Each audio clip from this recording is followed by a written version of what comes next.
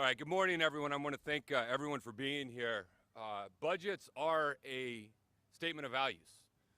Budgets are priorities, they're principles, but at their core, they are a statement of values of where a governing body chooses to invest. And this year, more than ever, where we choose to make the investment in our county funds is vitally important.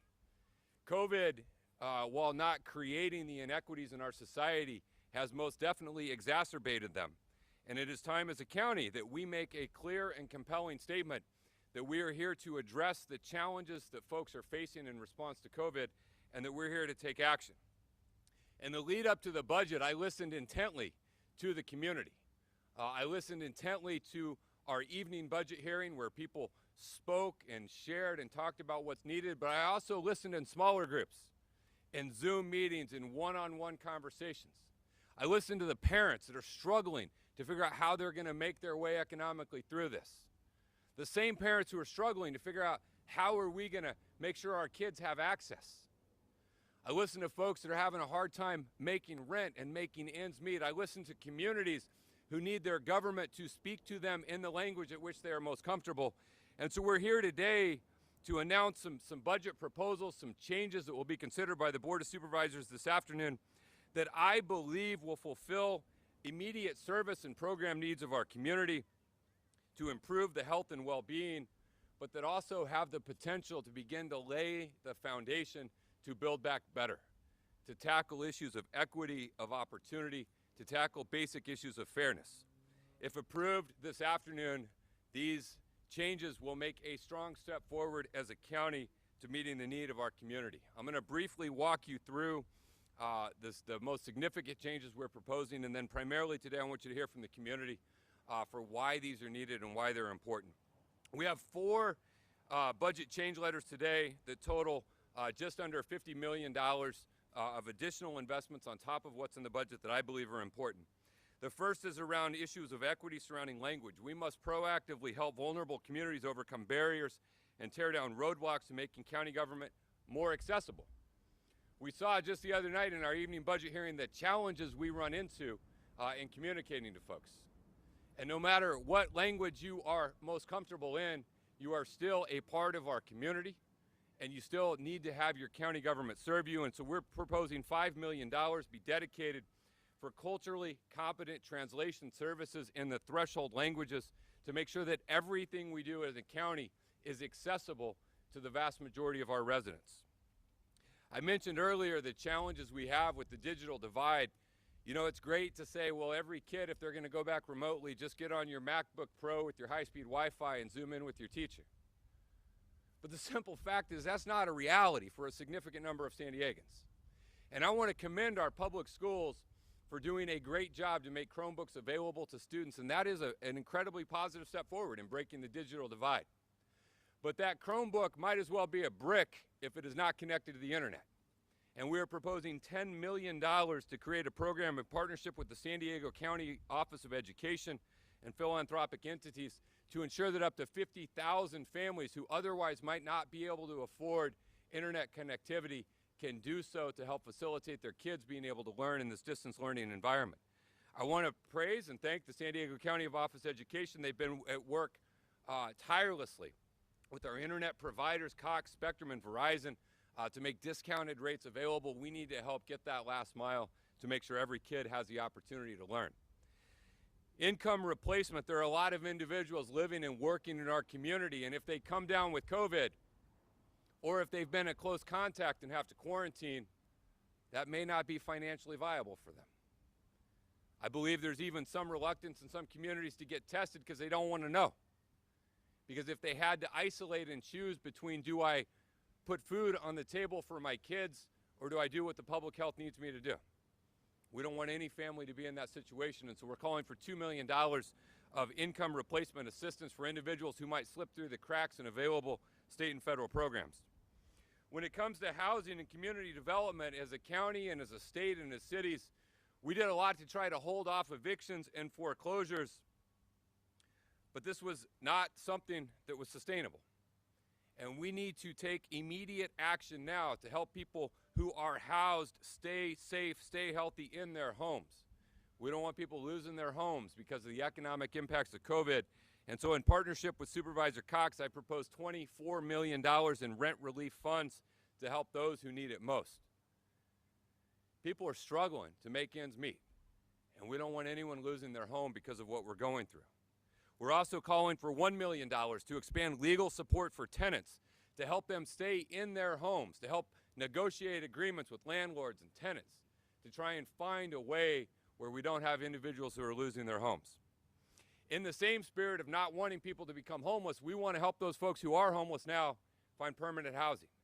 At the outset of this, the city, the county, the Housing Commission, the RTFH, we came together in common purpose.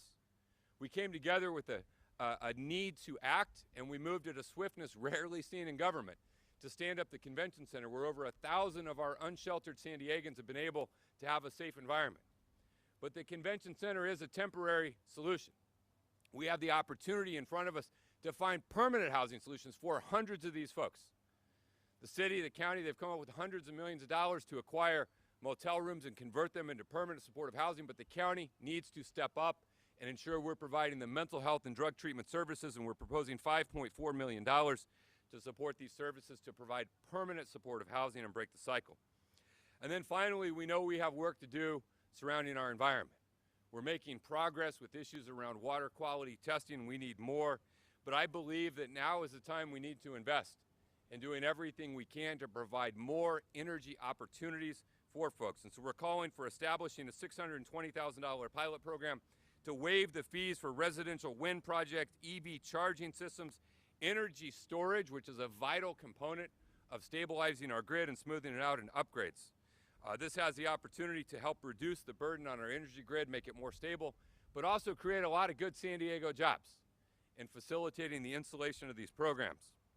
We're also calling for a greater investment, more than $500,000 in air quality monitors, purifiers, and data analysis. It is vitally important that every single person have clean air. And it is an unmistakable fact that children in Barrio Logan are 8 times more likely to have asthma than children in La Jolla, and we have to do a better job. The air you breathe should be the same for everyone. And so we want to see progress around this effort. Finally, we want to use $200,000 to create a weatherization program to reduce the energy consumption of households. There are some common sense basic things we can do to make our buildings and our houses more energy efficient. Again, this is something that has the potential to be a good jobs program and has the potential to lower pressure on our utility grid, and we think that's important. And then finally, we want to invest $500,000 in a Green Street master plan for public and private infrastructure projects. This would serve as a blueprint for future developments that can guide our efforts around reducing stormwater runoff and pollution and help ensure clean water. We did not come up with these ideas on our own. We came up with these ideas by listening to the community and hearing from the San Diegans every single day that are out there struggling, and they need the county government to be responsive to their needs and their concerns. And I'm incredibly pleased and honored to have so many of them standing here with us today in support of these efforts. I want to take a moment and recognize the Invest in San Diego families, their members, and some of the groups who are here with us, the Alliance of Californians for Community Empowerment, the ACLU of San Diego and Imperial Counties, the Black American Political Association of California San Diego Chapter, Business for Good, Center for Policy Initiatives, Chicano Federation, Climate Action Campaign, Employee Rights Center, Environmental Health Coalition, San Diego Hunger Coalition, Moss Pace, Mid-City Community Advocacy Network, Planned Parenthood of the Pacific Southwest, Pillars of the Community, San Diego Organizing Project, Service International Union SEIU Local 221, San Diego LGBTQ Community Center, Youth Will, and many others who lent their voice to this budget process and this effort. And I would like you to hear from a few representatives from them. We're going to start with Paola Martinez-Montez, campaign manager for Invest in San Diego Families, a passionate and fierce advocate for San Diego families, and someone that we're lucky to have here in San Diego. Paola?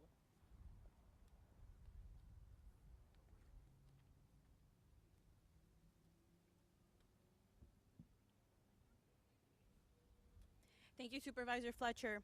My name is Paola Martinez-Montez with the Invest in San Diego Families Coalition. Invest in San Diego Families is united to ensure that San Diego is a county and a place where all families, regardless of their zip code, race, place of origin, can thrive. We work to make San Diego County a government that is transparent, accessible, and accountable to the public.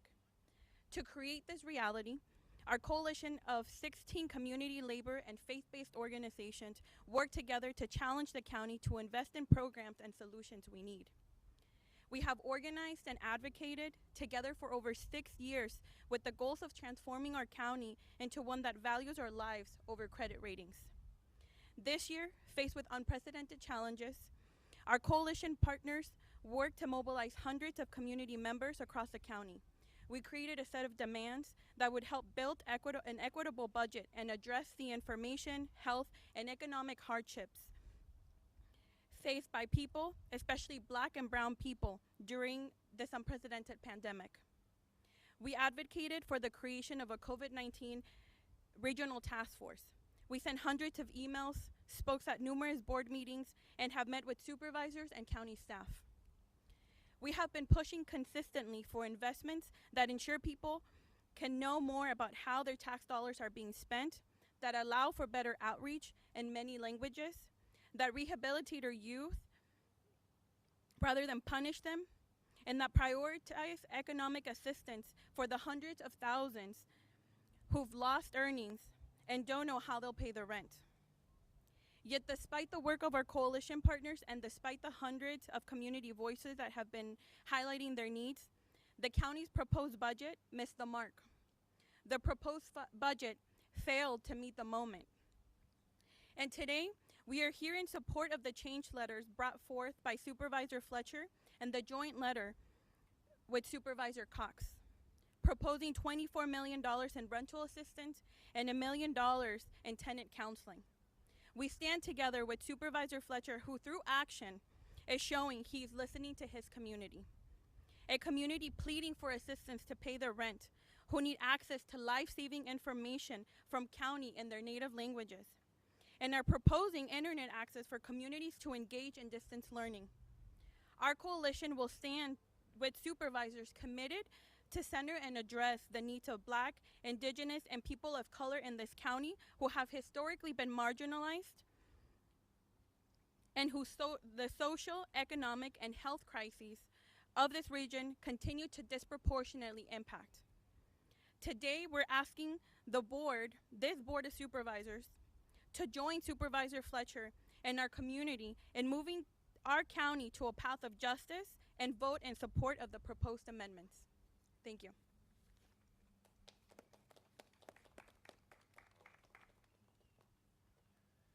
Thank you. Our next speaker, Nancy Maldonado, Chicano Federation, is going to speak to the importance of the worker relief programs. I appreciate the Chicano Federation. They advocate, they fight, they hold you accountable. They are not afraid to let you know exactly what needs to be done and where it should be, and that is a great asset to the community to have fierce advocates. So Nancy, thank you for being here.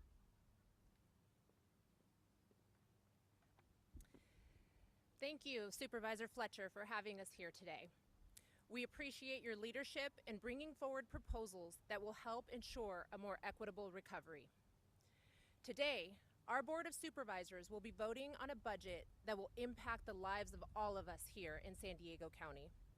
A budget that will further define this county's response to the unprecedented challenges brought forth by this pandemic.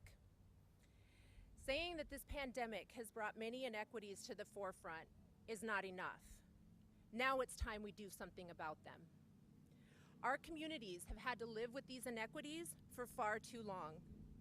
And what we are seeing are the devastating effects of historical and intentional underfunding of our communities and vital services. Communities that are made up of hardworking and resilient families that have had to adapt to a system that wasn't designed for them. A system that not only upholds systemic inequities, but also puts the lives of people of color at greater risk. Communities of color are being ravaged by this virus. We live in a county where your zip code can define how likely you are to die from this illness. This will no longer be tolerated. Our communities deserve better. We know that our community is more vulnerable during this pandemic because of these historical systemic inequities that put our people at a disadvantage.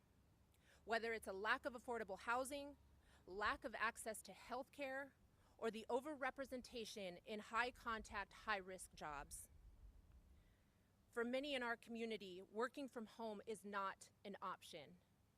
Families who were already struggling before this pandemic are scared of the devastating economic impact that this pandemic could have on their lives. Testing positive could be disastrous for many families who are already living on a tight budget. This is why we are strongly supporting Supervisor Fletcher's proposal to create a COVID-19 income replacement stipend to provide financial assistance during the required quarantine period for those that would otherwise not be eligible for sick pay or other benefits. This will ensure that affected families are not left without an income if a working individual in the household tests positive for COVID-19. This will encourage those affected to quarantine and help stop the spread so we can overcome this pandemic. I hope that our undocumented community members can finally see some assistance through this program, because there are simply not enough programs to help undocumented families.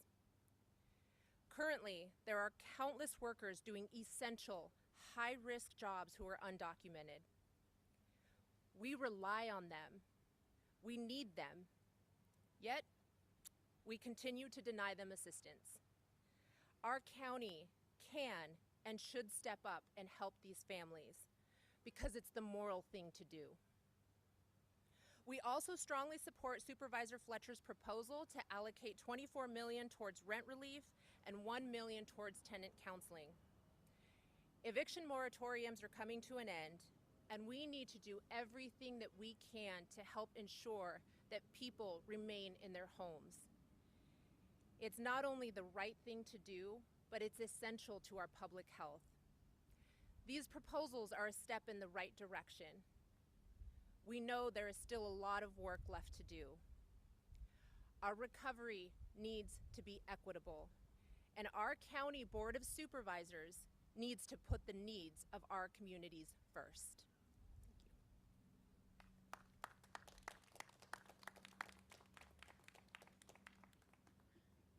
Thank you, Nancy. Our next speaker we're going to hear from with the Alliance of Californians for Community Empowerment, ACE, is Patricia Mendoza.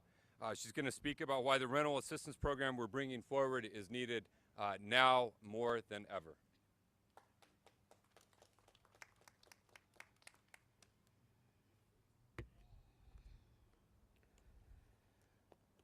Good morning. My name is Patricia Mendoza. I'm a member of ACE, Alliance of Californians for Community Empowerment. I'm here today to address the proposed budget that supervisors will vote on today. As a part of the ISDF demands, we asked for $100 million for rental assistance. Today, we understand that $24 million for rental assistance is being proposed. We are grateful to Nathan Fletcher, who pushed as much as he could, as much as possible, to get as much as possible. However, we know that $24 million is not enough to protect thousands of renters faced with eviction. At the beginning of this pandemic, I lost my job. I could not pay rent. As a single mother, I've always busted my ass to make sure my kids had roof over their heads and food on the table. But the last few months, me and thousands of families like mine are faced with eviction and have had to choose between food and rent. This should not be a surprise to anyone. For many months, members of ACE, tenants like myself, many members of the community have testified at the Board of Supervisor meetings.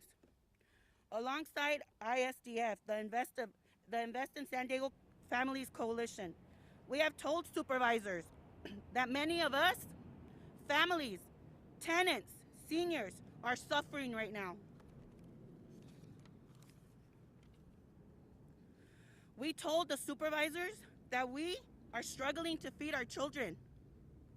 That we told supervisors that we are concerned for our health and our safety. We are. We told supervisors that we are afraid of losing our housing. And we provided supervisors with solutions, not a wish list, not things that we would like, but programs and funding that would allow our communities to survive. Today, five people, elected officials will decide in the following: if families, regardless of their citizenship status, are worthy of housing and assistance. If the lives of families, regardless of income, are more valuable than horse stables and credit scores. And if supervisors will do their job and ensure that all communities are protected and are able to have the resources to survive during this pandemic. The Board of Supervisors stand with families and this is to the Board of Supervisors, stand with families and stand with our communities and vote in support of Nathan Fletcher's proposal. Thank you.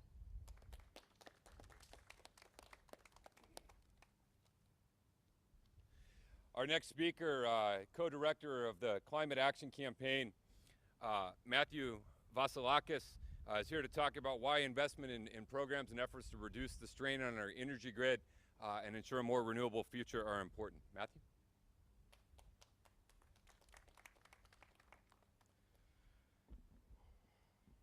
Good morning, and thank you, Supervisor Fletcher, for bringing forward these important environmental pieces as part of the county budget change letters. Even in the midst of a global pandemic, there are important structural changes we must make to fight the climate crisis and environmental injustice. At this very moment, 625 wildfires are raging across California. Unprecedented heat waves bake our communities, rolling blackouts compromise our safety, and other human-caused disasters, such as the Navy ship fire, continue to place frontline communities on the edge of disaster. The county must act fast to meet these crises. It is critical the county ramp up climate and environmental justice policies and programs to make our communities more climate resilient and safe. Simple things like incentivizing homeowners to invest in renewable energy, install battery storage, and weatherizing existing homes can reduce energy usage while saving families money during an economic recession. This also eases pressure on our grid and to prevent rolling blackouts and become more climate resilient. Of course, frontline communities of concern and communities of color are bearing the brunt of the climate crises and environmental injustices. This is why we need air purifiers in our most impacted EJ communities, now overburdened by the Navy ship fire. We need to support green infrastructure that helps address our stormwater challenges with good middle-class jobs to boost our economy. And as the county moves forward with key policies, we must look beyond the horizon, developing a gold standard zero-carbon climate action plan that meets state law, joining San Diego Community Power in a regional community choice energy program, and bold new ideas like a San Diego Green New Deal and a regional climate authority that ensure no community is left behind. We need bold leadership to address the systemic environmental challenges of our time, the climate crisis, environmental justice, clean energy, and more. Supervisor Fletcher's proposed budget investments will help protect our communities and the most vulnerable from the worst impacts of the climate crisis, while advancing a zero-carbon future of health and prosperity for all. We look forward to seeing these critical items passed today at today's meeting. Thank you.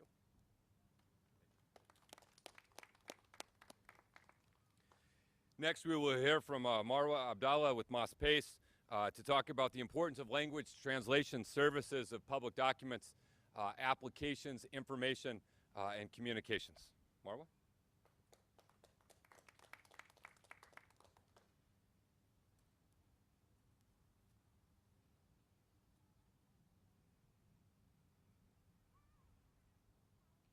Good morning. My name is Marwa Abdallah, and I'm here on behalf of Mas Pace.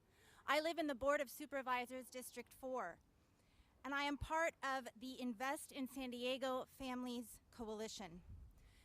Supervisor Fletcher told us that our budget represents our values, but I want to point out that our values undergird our culture. In San Diego, we are proud to espouse a culture based on inclusion, based on justice, based on equity. But it is time that our budget help create that culture. A culture of inclusion, care, and justice is needed more than ever during this unprecedented time. As many have said before me, the COVID-19 pandemic has laid bare structural inequities that for a long time we were trying to push under the rug. Our coalition will continue to push the county to invest in our communities. And today we are here to urge the board to vote in support of Supervisor Fletcher's change letter. Included in this letter is $5 million to ensure accessibility to our non-English speakers. What does that mean? That means that they have equitable access to interpretation and translation services. When we don't prioritize interpretation and translation services, we send a very clear message that certain voices just don't matter, that certain people do not need to be heard. We tout inclusion, but we act as if erasure is more important. We need to send a message of belonging. We need to prioritize in our county that everyone's voice is heard and that everyone's voice matters. In a time, again, of heightened challenges, it is time for us to do everything we can to make language accessibility available to everyone. This is a small step forward, but we urge these recommendations to be voted in, and we thank Supervisor Fletcher for putting these forward. Thank you for your time.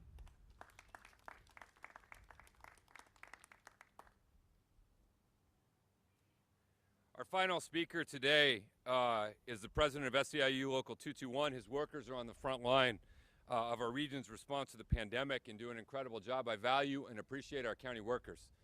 That is what makes county government, and they get up every day and provide the services we all depend on. And so we're pleased to have with us David Garcia, president of SEIU Local 221.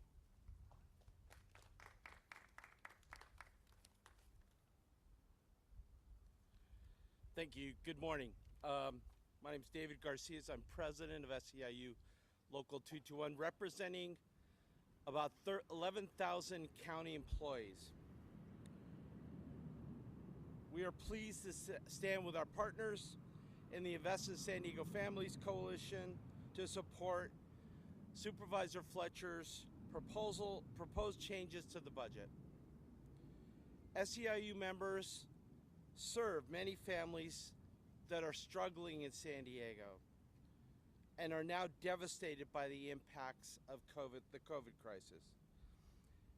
That is why it's so important to support the proposal of $10 million for internet access. This will allow students to stay engaged, and with virtual learning, seniors to stay connected with families, and even to deal with the lost income. While we're optimistic that the board will adopt this proposal and other changes, the final budget should also include changes that San Diego needs to have. We need to pay our county employees an equity so they're comparable with other counties. There needs to be a comprehensive compensation study. The county must invest in public health, including proper PPEs for those employees out there on the front lines. We also need to have proper staffing levels. Right now, our staff are understaffed and overworked, and they are struggling. Finally, the county should maintain public services for the community. The county should pledge to have no layoffs, no furloughs of county staff during this COVID crisis. And the county should also stop the contracting out of public services, especially in this time of a pandemic, when it doesn't make sense to send people who are out there working right now and threaten them with being contracted out.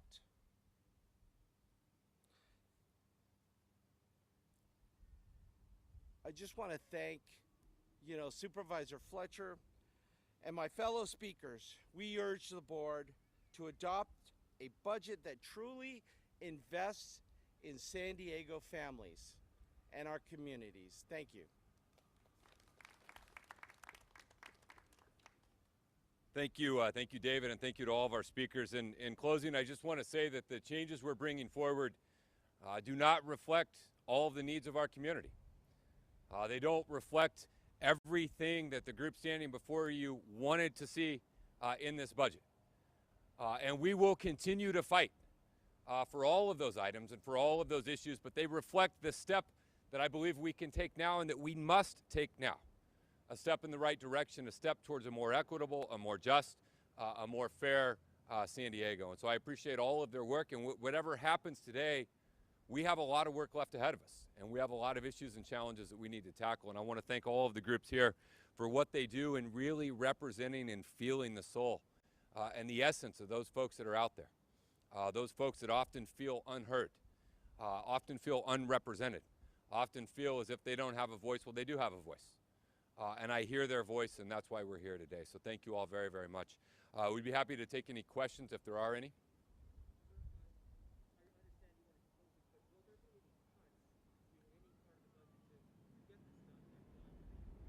Yeah, thank you for that. The question, if you couldn't hear, was will there be any cuts in any other parts of the budget? There won't be. We still have a significant amount of reserves. And even if all of these proposals were adopted, we still have a significant and healthy and prudent reserve. You know, reserves in government are when you set aside money in good times to draw from them in a period of difficulty or challenge or uncertainty. If 2020 is not a period of difficulty, uncertainty, and challenge, then I don't know what would be. And so what we're proposing is to take close to $50 million and invest that in communities that need help now, and it would still leave an incredibly healthy reserve to guide us through the future that comes forward. And so there wouldn't be any program cuts that would be taken out of reserves.